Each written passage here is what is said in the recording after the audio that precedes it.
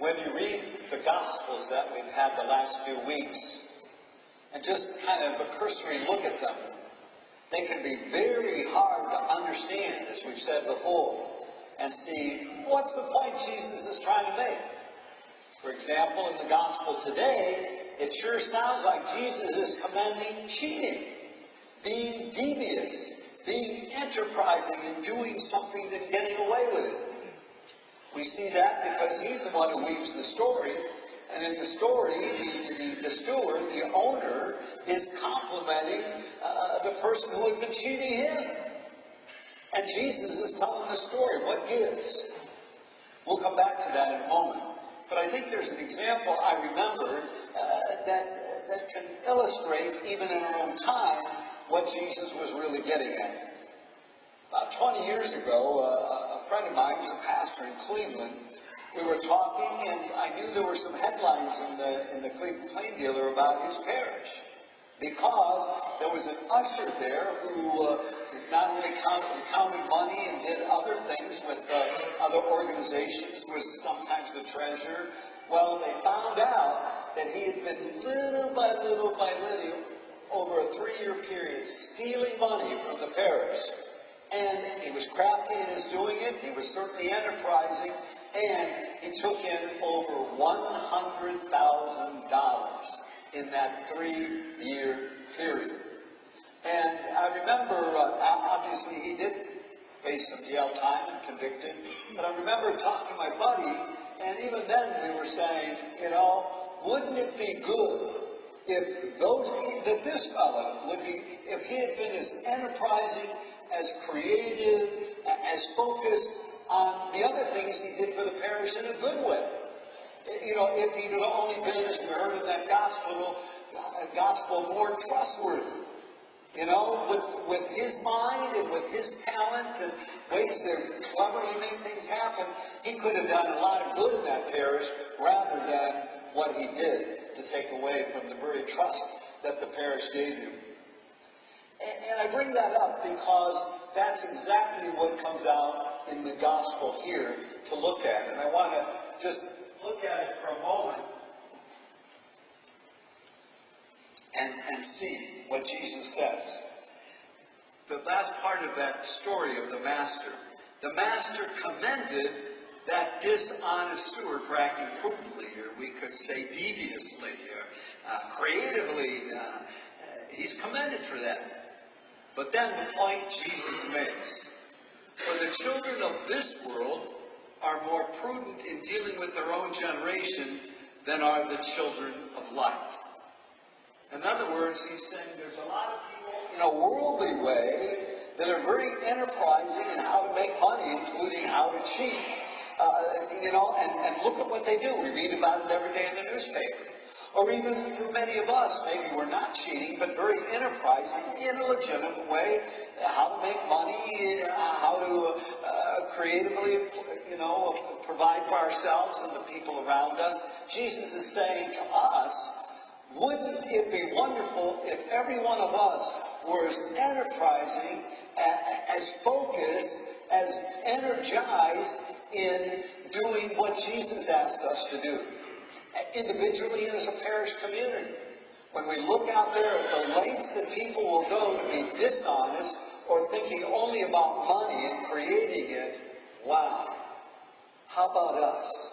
Are we? And can we be more vital and clever in helping the gospel to get proclaimed, especially by the way we live it?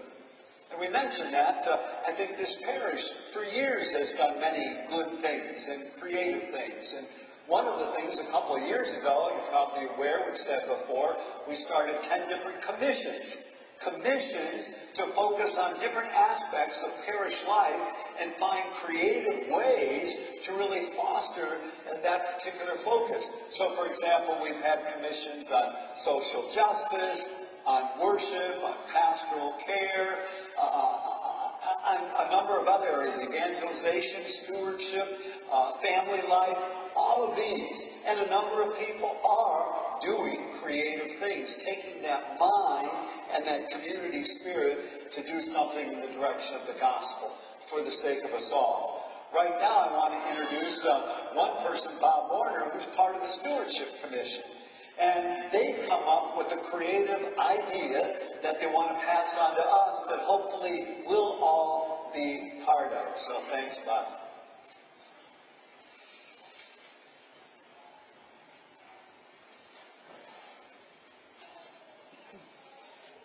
Good morning. As Father mentioned, I'm Bob Warner. I'm part of the Stewardship Committee here at St. Vincent's Church. And as he mentioned, we've been working on a program for a while now that we want to roll out today.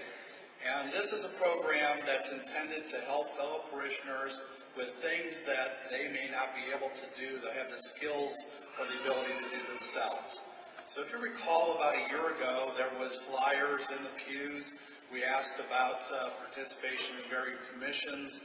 But we also asked people to see if they had a skill that they would be willing to share with fellow parishioners.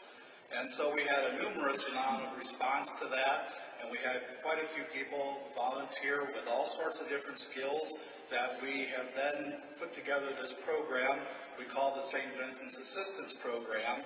And today we're going to talk about that. And so that is, again, it's an idea that we have to have fellow parishioners help each other with things that they may have some need in. So what this program entails is there is a request form, and you'll find that should be in your bulletins today. And then also on the back table, there are some small cards.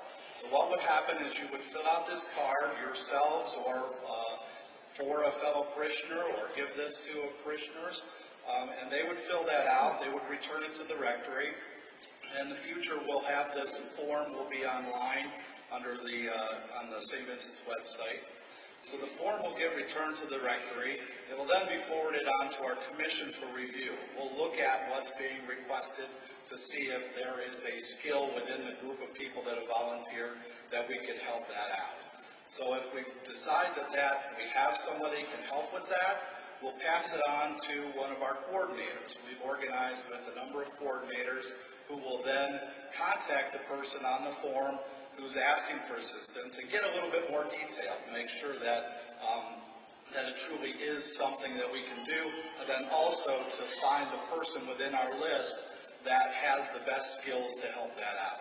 So from that point, they would hook up between the requester and the volunteer that's helping, and the volunteer would schedule the visit or whatever it takes to get that accomplished. And then the coordinator would kind of track that to make sure that it gets done and report back to us that has been accomplished. So what kind of things are we talking about to assist fellow parishioners with? So we had a whole gamut of ideas that people said they had skills in. So we've kind of organized them under a few different categories. One of the categories would be household repairs. Like minor electrical work, maybe you've got an outlet that doesn't work, light switch or something like that. Maybe your garage door opener isn't functioning correctly. Carpentry, maybe you've got a loose railing on a stair or something like that. Plumbing, maybe you've got, you need to replace a dripping faucet or something like that. So we have landscaping as well, where we have tree trimming or major storm damage. You got a tree come down. You don't have saws or the ability to cut that up and haul it away, or maybe your yard has really got way overgrown and you're trying to spruce it up. We also have people that have volunteered for cooking activities. So say you're going to be laid up and you need to prepare some meals in advance, or you need some assistance with your shopping for a short period of time. We have people that volunteer with computer skills that can help you get your new printer to sync up with your computer, or get your phone to do whatever. So we have people that have volunteered into that. In our domestic help section, we have people that volunteer to do some house cleaning and help organize. We also have people that have under personal assistance. Maybe you need transportation. You got that. You've been through that surgery. You're laid up. You need some transportation to the doctors or whatever. Also in organizing and maybe tutoring or some physical fitness or dietary assistance. So we have people, so you can see it's a whole bunch of different things that people have said they have skills in that are willing to help their fellow parishioners. So as you can see, though, from the process, it's not a short-term thing. So it's like if you need something next week, we're probably not going to be able to help you out immediately. But if you know you've got something coming up, or you know that's a little long-range planning, then we're here to help you out.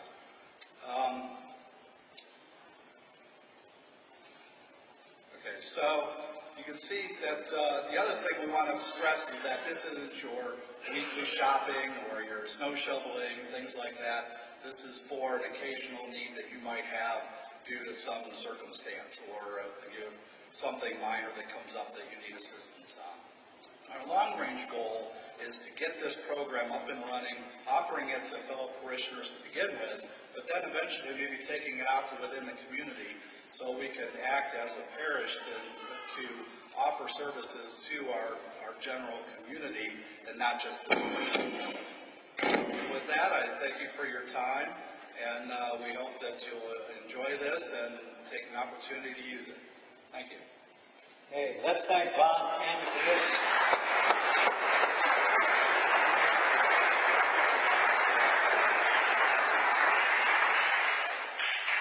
Just want to reiterate a couple of points. One, again, as Bob already mentioned, that handout insert in the bulletin, that's for people who maybe have a specific need and are putting their request in. That may be you, but as he said, you may want to give it to a neighbor. You may know somebody else in your family or somebody else in the parish community that has a particular need. You can write it up for them so we'll know, or you can give it to them to write up their own particular need. Those can be, you mentioned the rectory, you can also put it in an envelope and just put it in the collection next week so that we get those. He mentioned too that there's already a list with a few people who are willing to do specific tasks. But we know in all those areas we need more people. That's why within a couple of weeks, probably in mid-October, we'll be giving you a chance. We'll show you that list again, and you may wish to volunteer certain tasks that you could do. You will fill it out at that time, and it'll be available, and they'll add to their list. So we'll have people. Bob also mentioned, I think this is important, that we start here and we do it well, and where we can, reasonably, within our immediate neighborhood, as good neighbors, as a parish that we can reach out eventually. Because again, as we've been emphasizing, parish life is about how we are committed to and with each other, and how we outreach the world around us that knows that this is a place that loves the Lord, and from loving the Lord wants to care for others out there and draw them closer to Jesus and closer to us.